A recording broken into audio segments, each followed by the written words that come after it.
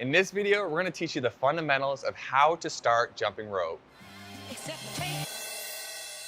What's going on? I'm Brandon Epstein. We are the Jump Rope Dudes, and as always, we help you jump rope, get lean, and live more. So in today's video, we're just going to take you step by step through the fundamentals of how to jump rope with perfect jump rope form, starting with, of course, the jump rope regular bounce. So to get started, I just want to show you what it looks like to have the finished product of perfect jump rope form from your feet all the way up through your head.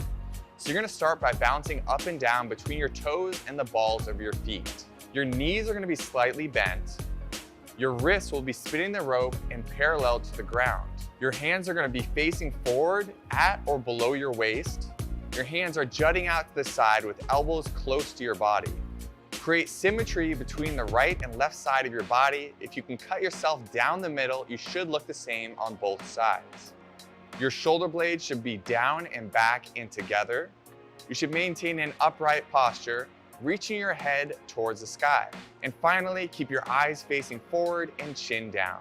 Okay, so now we're gonna break this down one chunk at a time. Step one is just starting to find your rhythm without your jump rope. So we like to do this by just counting 1, 2, 3, 4. 1, 2, 3, 4. 1, 2, 3, 4. And this rhythm here is just gonna help you get up on the balls of your feet, between your balls and your feet and your toes, and just find that rhythm of jumping without the rope. Step two, keep jumping without a rope and incorporate slow and deep breaths in through the nose and out through the mouth. As you breathe in, your stomach should be rising. As you breathe out, your stomach should fall. Step three, you need to make sure your jump rope is sized appropriately for your height. If you get a cross rope, for example, you can just go to their size chart and just refer to that and look up your height to see what jump rope size you should get. Now, if you have a different jump rope, you're gonna have to measure it this way. Step into the middle of your rope, and you're gonna want the end of your rope or the beginning of your handle up around your armpit or mid-chest level. Once your rope is sized appropriately, we can move on to step four. So start with the jump rope regular bounce. So again, you're gonna be bouncing up and down between your toes and the balls of your feet. Again, keeping those knees slightly bent. Your wrists are gonna be spinning the rope and parallel to the ground. Your hands are facing forward at or below your waist or hip level. You're gonna want your hands jutting out to the sides with elbows close to the body.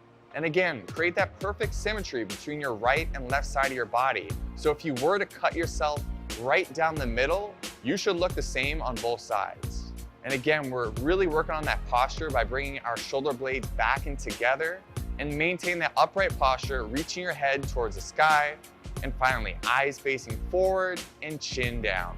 So refer to this as many times as you need to try to find your correct jump rope form. Again, there's a lot of steps to the correct form, and you're gonna bring it all together over time by practicing. Now, we want you to avoid these top beginner jump rope mistakes because we find that a lot of beginners tend to do the same things. So we're just gonna shout these out to make sure you don't do these. So the first thing that's gonna make you trip is bring your elbows too wide or your arms away from your body, because of course, the farther your jump rope handles are from your body, less slack you have, and the easier it is to trip over your rope. Same thing goes for having uneven hands. You don't want one hand up super high, the other one super low. You want them both at the same level. You also don't want to overuse your arms. You don't need big, wide arm movements. You want to keep them pretty stable. You also don't want to be jumping too high in the air, so don't kick your legs back, and also don't kick them forward like a dolphin. These things are not great for jump rope form, and they're also going to increase your risk for injury. Another common thing we see is people doing the double jump. The reason we don't want you to do this double jump like you can see pictured here is because it won't allow you to get intense with your workouts. As long as you're doing the double jump, you're gonna be jumping rope super slow and you won't be able to bring the appropriate intensity to your workout to get the results you want. Finally, don't get frustrated. Understand that jumping rope is a skill, and like any skill, you're gonna need to practice to get better at this skill. So have fun with it, incorporate your favorite music, and just understand that this is a process. The more you practice, the better you're gonna get. Step six, we recommend starting with a slightly weighted rope. As you can see here, we're using the 1 pound cross rope, and a rope like this provides you a lot of feedback so you can learn quicker because you feel the rope coming around every time you spin it.